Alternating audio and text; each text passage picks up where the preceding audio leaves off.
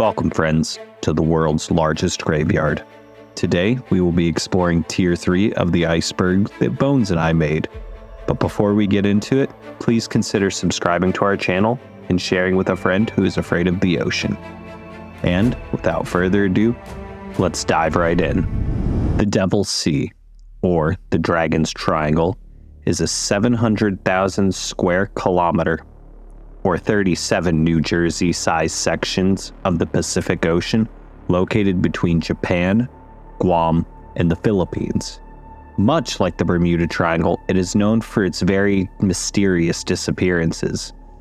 There have been many disappearances in this sinister area of the Pacific Ocean, including a Japanese research ship with 31 people vanishing, a Korean freighter in 1954, and a Soviet oil tanker in 1970.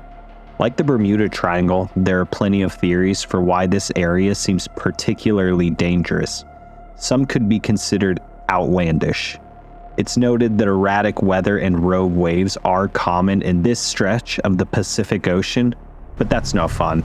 I think it could be a Leviathan hiding in the deep, Macho Man Randy Savage, or maybe aliens using the Dragon's Triangle to pick up their newest test subjects. Speaking of things that aliens may have left, we have the Yonaguni Monument is a ziggurat-like structure off the coast of Yonaguni Island in Japan. This large structure, which is 165 feet tall and 65 feet wide, or roughly 15 grave diggers, and completely submerged underwater. Although many scientists and scholars have been there, reports seem to vary. Some say it's obviously a man-made structure due to the symmetry of the architecture and some carvings in the stone. Meanwhile, others who visited claim that it's a natural occurring structure that isn't really symmetrical and that all the carvings just look like generic scratch marks. Those who believe this is man-made think it is roughly 5,000 years old and is believed to be a forgotten structure from Mu or Lemuria, two lost continents.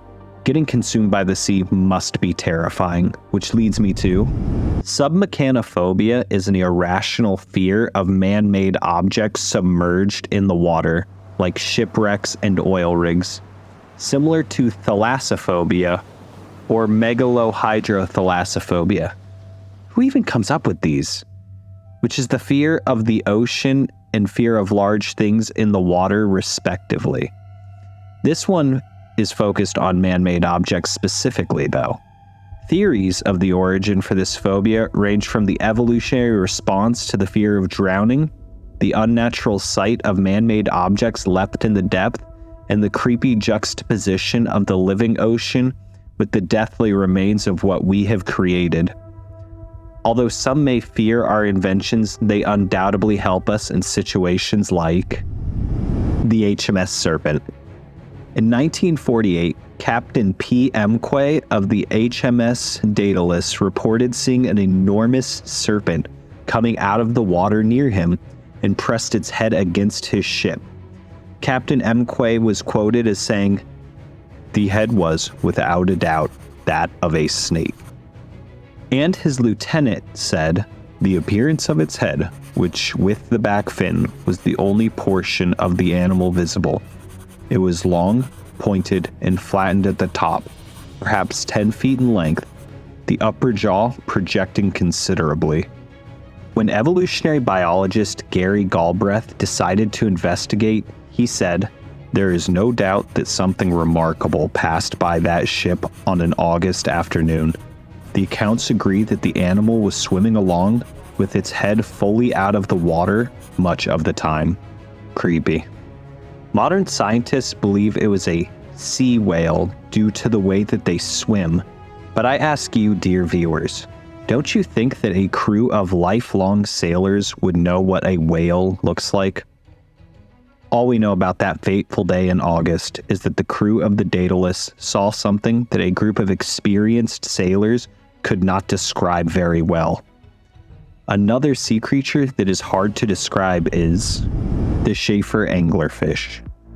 In 2019, during the deep sea exploration, scientists discovered a rather peculiar fish.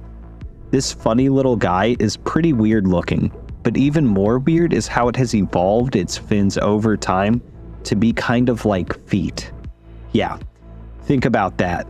They have these cute little feet fins, and they use them to walk across the bottom of the ocean. Who knows, maybe in a couple million years these things will find a way to come on land. The polar opposite of these cute cuddly fish are eels. These disgusting fiends just gross me out in a way I cannot even describe. They're like sea snakes, but with teeth, and I just can't. Anyways, eels are generally weird. From the American eel's life cycle to the Moray eel's 2 jaws. But the reason these scumbags are on this beautiful iceberg is due to the fact that we have no idea how the species Anguilla mate. We have no clue how these eels do the do. It has never been observed, and in fact we have never even found a single egg, which makes these abominations even more freaky to me. Speaking of mysteries we don't know about, Amelia Earhart.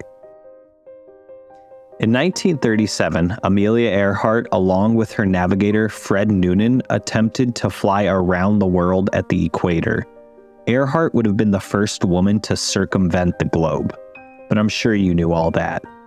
After refueling in New Guinea, she made her way to Howland Island, a tiny 2-mile wide island, which is as long as 10,560 fruit by the foots. Sadly, the 2 adventurers never made it to this island, and following a massive air and sea search, they were declared dead in 1939. Following Occam's razor, the simplest explanation would be that they ran out of fuel on their way to the island and simply fell into the ocean and perished soon after. Another interesting theory, though, is that they crashed near another uninhabited island, Gardner Island, and survived for weeks or even months. There is some evidence supporting this theory because in 1940, a British colonial officer, Jared Gallagher, found a sexton box on Gardner Island that matched the make and model of Fred Noonan's. In 1941, human remains were found that matched Earhart's measurements. Unfortunately, these remains were lost though. For days after their disappearance, distress calls were heard that could have been originated from the island, but the signals were too weak to pinpoint the exact location. Since 1989, 9 expeditions to this island by TIGAR, the International Group of Historic Aircraft Recovery, have possibly located the landing gear of the infamous Lockheed Electra and a piece of glass and aluminum.